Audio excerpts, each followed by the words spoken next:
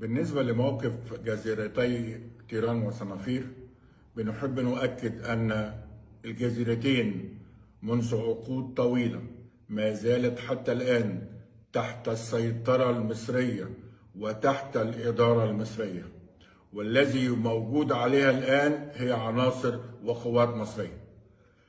لم يحدث في الفترة السابقة أو الفترة الحالية أن طلبت المملكة العربية السعودية وضع كاميرات على هذه الجزيرتين.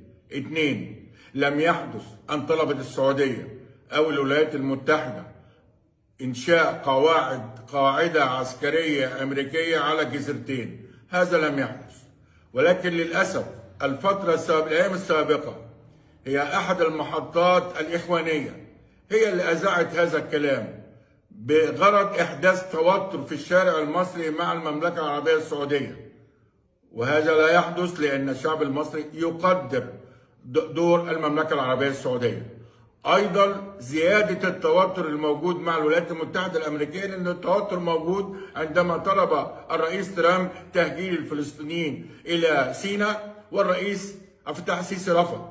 كذلك اعتذر الرئيس السيسي عن زيارة الولايات المتحدة، ومؤخرا طلب الرئيس ترامب إعفاء السفن الأمريكية الحربية